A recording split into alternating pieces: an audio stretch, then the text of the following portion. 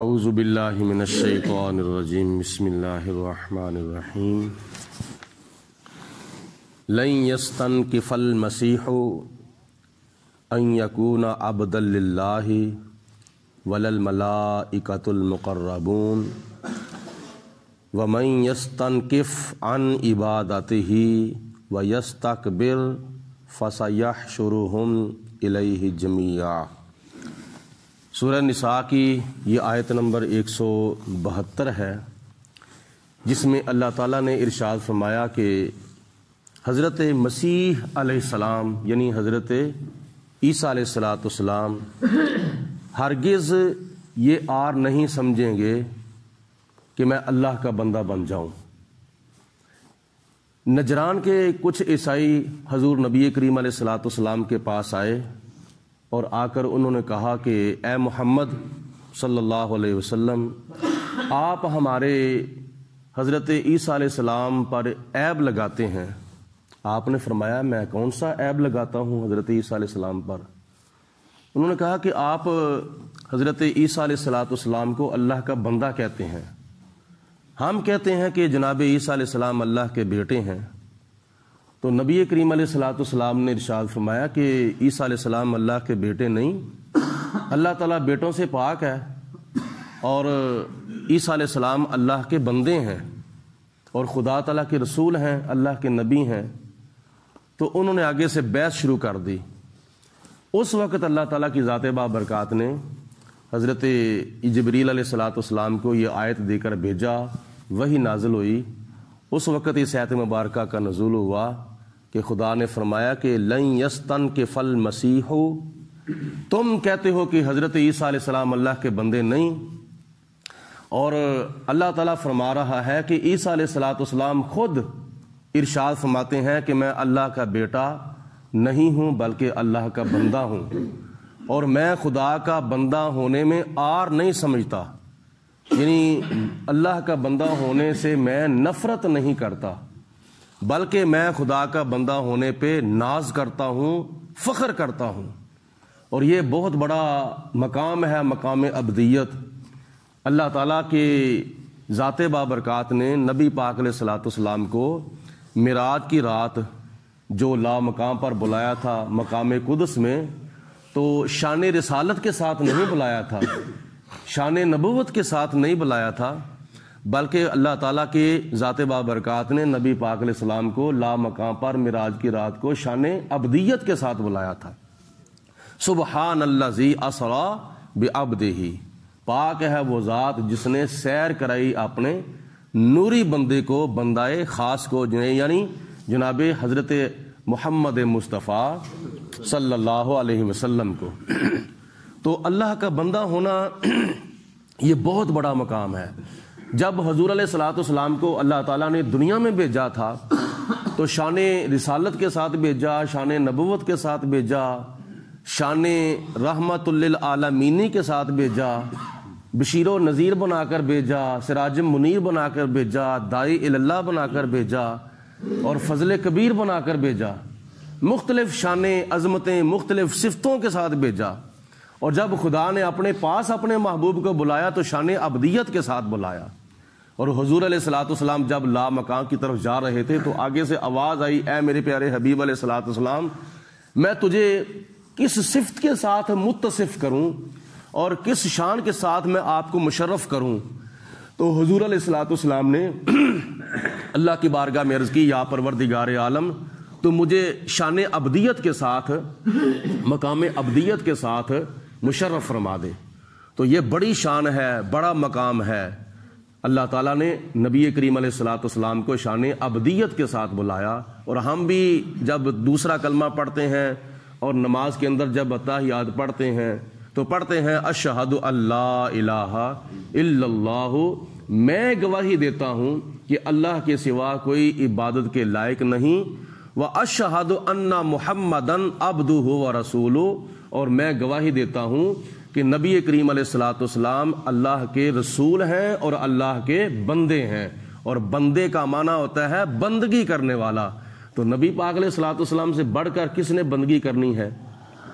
اس لیے اللہ تعالیٰ کی ذات بابرکات نے ارشاد فرمایا کہ ولل ملائکۃ المقربون، اور نہ ہی اللہ کے فرشتے اللہ کے مقرب بندے ہونے سے نفرت کریں گے۔ خدا تعالیٰ کے جو فرشتے ہیں یہ اللہ کے بندے بھی ہیں، اور اللہ کے بندے ہونے سے مراد یہ کہ دن رات صبح و شام ہر وقت خدا کی بندگی میں مصروف رہتے ہیں، اور عبادت الہی کرنے والے کو حقیقت میں اللہ تعالیٰ کا بندہ کہتے ہیں۔ وَمَن يَسْتَنْكِفْ عَنْ عِبَادَتِهِ، اور جو کوئی اللہ کی عبادت سے نفرت کرے گا اور رکاوٹ پیدا کرے گا خدا کی بندگی کرنے میں، وَيَسْتَكْبِرْ، اور تکبر کرے گا، فَسَيَحْشُرُهُمْ إِلَيْهِ جَمِيعًا، تو ان قریب اللہ تعالیٰ ان کو اپنی طرف اکٹھا کر لے گا، یعنی حساب و کتاب کے لیے ان کو اللہ تبارک و تعالیٰ پوچھے گا۔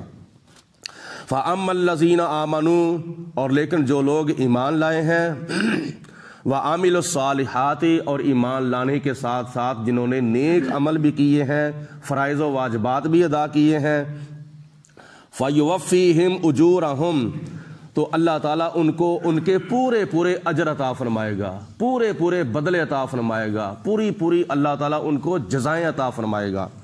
وَيَزِيدُهُمْ مِنْ فَضْلِهِ، اور پورا پورا اجر عطا فرمانے کے علاوہ اللہ تعالیٰ مزید ان کو اپنا فضل عطا فرمائے گا۔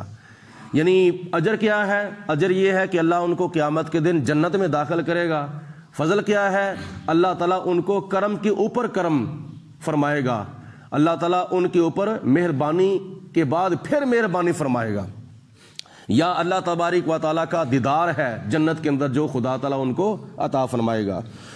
وَأَمَّا الَّذِينَ اسْتَنْكَفُوا، اور جو لوگ اللہ تعالیٰ کی عبادت کرنے میں آر سمجھتے ہیں، وَيَسْتَكْبَرُوا، اور تکبر کرتے ہیں، فَيُعَذِّبُهُمْ عَذَابًا عَلِيمًا، اللہ تعالیٰ ان کو دردناک عذاب سے دوچار کرے گا، خدا ان کو دردناک عذاب کے اندر داخل فرمائے گا۔ وہ کیا ہے؟ جہنم۔ وَلَا يَجِدُونَ لَهُم مِّن دُونِ اللَّهِ وَلِيًّا، اور وہ اللہ کے سوا کوئی مددگار نہیں پائیں گے، ولا نصیرہ، اور نہ کوئی حمایتی، نہ کوئی کارساز پائیں گے، یعنی اللہ کے مد مقابل قیامت کے دن ان کا کوئی مددگار نہیں ہوگا جب وہ جہنم میں جائیں گے۔ کون؟ جو اللہ تعالیٰ کی عبادت کرنے سے نفرت کرتے ہیں اور تکبر کرتے ہیں، اور اللہ تعالیٰ تکبر کرنے والوں سے محبت نہیں فرماتا۔ ان اللہ لا يحب المتکبرین، اللہ تعالیٰ تکبر کرنے والوں کو پسند نہیں فرماتا۔ یا ایھا الذین آمنوا، یا ایھا الناس، اے لوگو، قد جاءکم برہان من ربکم، بے شک تمہارے رب کی طرف سے ایک واضح دلیل آ چکی ہے۔ وہ کون ہے؟ نبی کریم علیہ الصلوۃ والسلام کی ذات بابرکات۔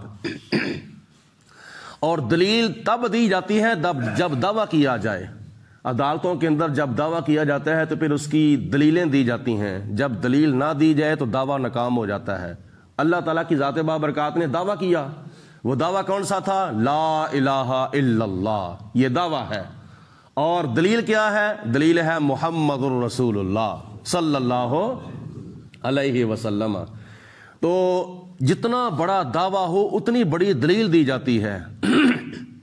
اگر دعویٰ بندہ کرے کہ یہ پورا قلعہ میری زمین ہے تو دلیل جو ہے وہ دے ایک چھوٹے سے پلاٹ کی، تو وہ دعویٰ کامیاب نہیں ہوتا۔ معلوم یہ ہوا کہ اتنا بڑا خدا نے دعویٰ کیا ہے تو اس کی دلیل بھی بہت بڑی ہے۔ وہ کیا دلیل ہے؟ نبی کریم علیہ الصلوۃ والسلام کی ذات بابرکات، یعنی نبی پاک علیہ الصلوۃ والسلام کا رسول ہونا، اللہ کے پیارے حبیب علیہ الصلوۃ والسلام کا نبی ہونا، یہ اللہ تعالیٰ کے دعوی الوہیت کی دلیل ہے۔ وَأَنزَلْنَا إِلَيْكُمْ نُورًا مُبِينًا، اور اللہ تعالیٰ نے فرمایا کہ ہم نے تمہاری طرف ایک روشن نور اتارا۔ وہ کیا ہے؟ قرآن مجید فرقان حمید۔ فَأَمَّا الَّذِينَ آمَنُوا، اور لیکن جو لوگ ایمان لا چکے ہیں باللہ، اللہ تعالیٰ پر، جنہوں نے اللہ تبارک و تعالیٰ کو ایک مانا، رب مانا، وحدہ لا شریک مانا، معبود حقیقی مانا، اور خدا تعالیٰ کی ذات بابرکات کو اپنا خالق رازق مالک مانا، وَاعْتَصَمُوا بِهِ، اور اللہ کی رسی کو مضبوطی سے پکڑ لیا، اللہ کی رسی کو مضبوطی سے پکڑنے سے مراد اللہ تعالیٰ کے دین کو قبول کر کے پھر اس کے اوپر عمل کیا۔ فَسَيُدْخِلُهُمْ فِي رَحْمَةٍ مِّنْهُ، اللہ تعالیٰ ان کو اپنی طرف سے جنت کے اندر یعنی اپنی رحمت کے اندر داخل فرمائے گا۔ جنت وہ ہے جو اللہ تعالیٰ کی رحمت کا پرتو ہے اور خدا کی رحمت کا عکس ہے۔ وَفَضْلٍ، اور اللہ تعالیٰ ان کو اپنے فضل کے اندر داخل فرمائے گا۔ وَيَهْدِيهِمْ إِلَيْهِ صِرَاطًا مُسْتَقِيمًا، اور خدا تعالیٰ ان کو اپنی طرف سیدھے راستے کی ہدایت عطا فرمائے گا۔ جو لوگ ایمان لائے ہیں ان کو ایک نمبر پر تو خدا تعالیٰ اپنی رحمت کے اندر داخل فرمائے گا، دوسرے نمبر پر جنت میں داخل کرنے کے بعد پھر اپنا مزید ان کو فضل عطا فرمائے گا، اور دنیا کے اندر خدا تعالیٰ ان کو سیدھا راستہ دکھائے گا، اور وہ سیدھا راستہ ہے اسلام، دین محمدی۔ رب العالمین کی ذات بابرکات نے ان آیات بینات کے اندر جو نصیحتیں فرمائی ہیں، اللہ پاک ان کو یاد رکھنے کی، ان پر عمل کرنے کی توفیق عطا فرمائے۔